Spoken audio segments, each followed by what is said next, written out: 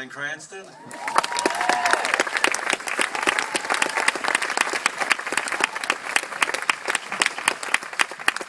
And straight from his hotel suite is Albert Brooks.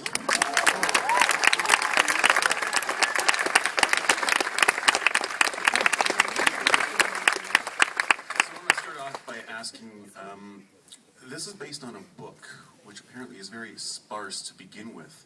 Can you talk about the journey from going from novel to screenplay to screen briefly? Oh wow, okay. Well, it's based on a book by James Salas, which is really, really good, and it's great.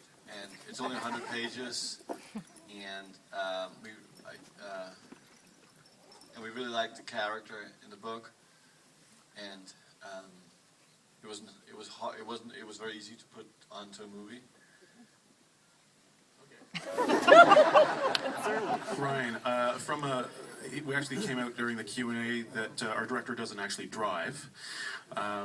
What's it like to take direction from this man on preparing? I mean, it's such a very it's a very solitary, dark role.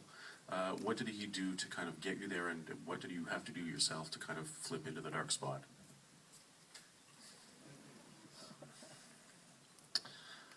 Well, I just went to bed an hour ago, so I'm just gonna take it easy on me. Nicky,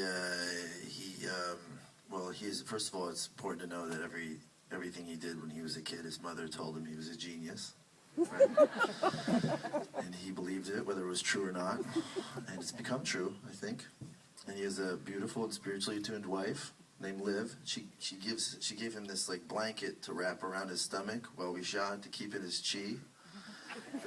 So he would just walk around set with this little blanket on his tummy and tuck his little iPod into it, and he would listen to music all day on set. And he would, even when you're in the takes, he'd just be listening to music and crying.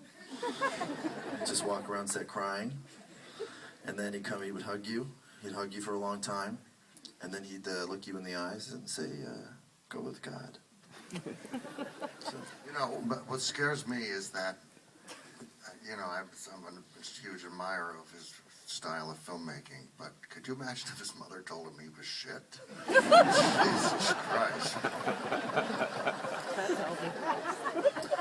Do we have any questions from the audience here? Up top, yes. First of all, Mr. Brooks, huge fan. Not God, are you? I didn't see anybody on this. Well, I am actually curious because you made what I think is one of the great Los Angeles movies with Margot Robbie, and this is a great Los Angeles movie, and I'm curious about it. Maybe contrast between previous about making films about LA, sort of the kind of making them that more. Well, I'm from there, and Nicholas, a serious answer is that very interesting movies are made about places that people don't live in. So I think Nicholas comes from another country and sort of looks at it and seriously and looks at it from a different way. I look at it from being born there, and when I make my movies there, and I know the nooks and crannies and the places that no one goes to, but I don't have that kind of view of it that you see in Drive. I've never been up in a helicopter. I'm just on the freeway in traffic, and I sort of show it like that. I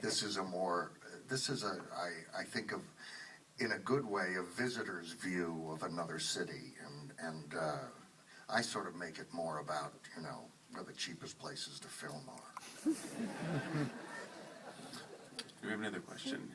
Yes, sir. First, I was going to say I didn't think I could laugh at Albert Brooks anymore, but that's not true. What made you think of Albert Brooks for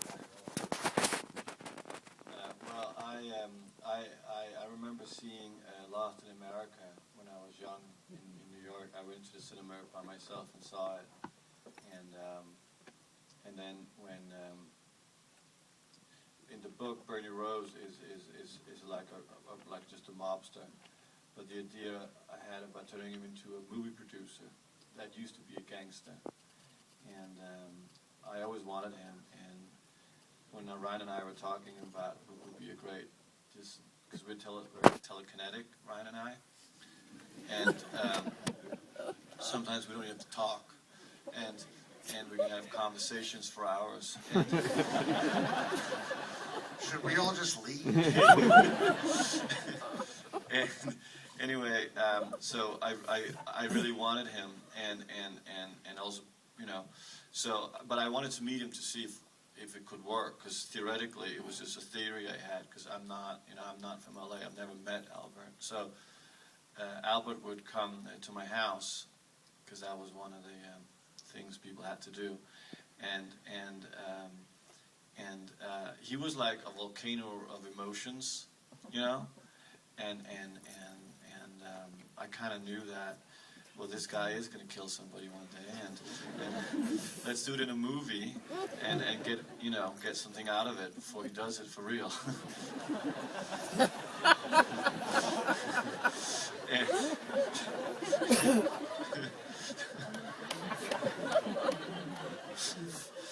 and The Danish are nuts.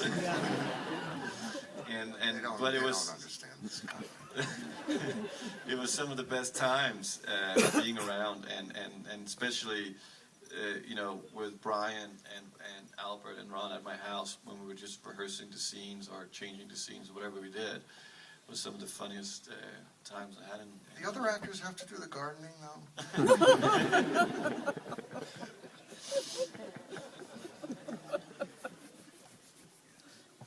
And by the way, I recognize that he was quite peculiar with certain things around him and how he behaves with things.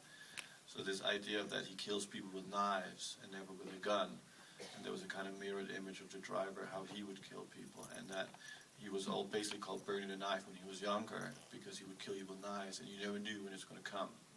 And I felt that Albert would be that kind of a killer. I'm not done yet. Apparently he's also Bernie the Fork. Any cutlery will do.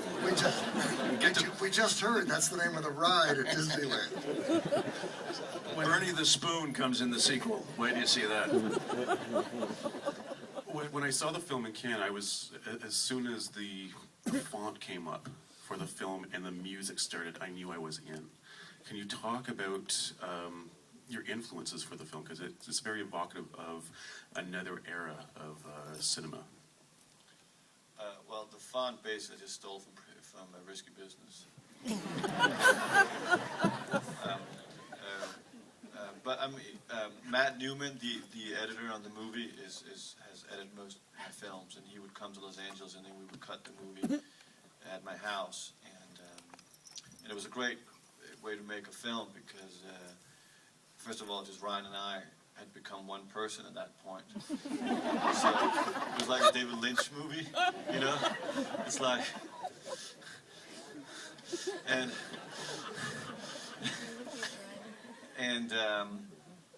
so I'm an 80s boy, and I grew up with John Hughes as my kind of inspiration to pop culture in terms of girls and music, and this was before I saw the Texas Chainsaw Massacre, but the 16 Candles and Pretty in Pink were very much part of my idea of love and what love would be as fiction, and so today make a movie that was half that and then half psychotic behavior, but always emotionally connected to the purity of love. It was kind of interesting. It's kind of the Grimm's fairy tales. So it's kind of 16 Candles meets Taxi Driver? No, Ryan had a much better description. It was Pretty in Pink with a head smash. I think we got time for one last question here. Who is... Yes.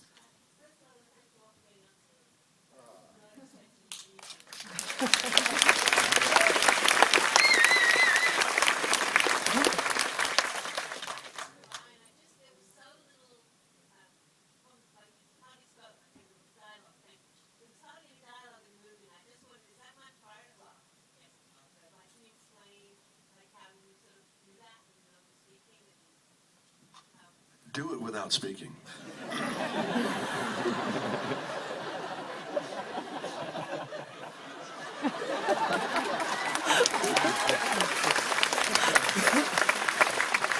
She asked the same question at the artist premiere. And actually, because we didn't have a chance to talk about this last night, at the end during the credits, when you have special thanks, there's a special thanks to the director Jodorowsky, Alexandro Jodorowsky, the director of El Topo. How did that come about, or what's that represent? Well, I'm very dear friends with Jodorowsky, and when I told him that I was going to Los Angeles to do a movie, and you're always nervous about what's going to happen because it's just crazy. And he said, "Well, whatever you do, if they try to come at you with their knives, just nod and smile constantly at them." So I felt it should be interesting. On that note, thank you very much, and tell your friends about Drive.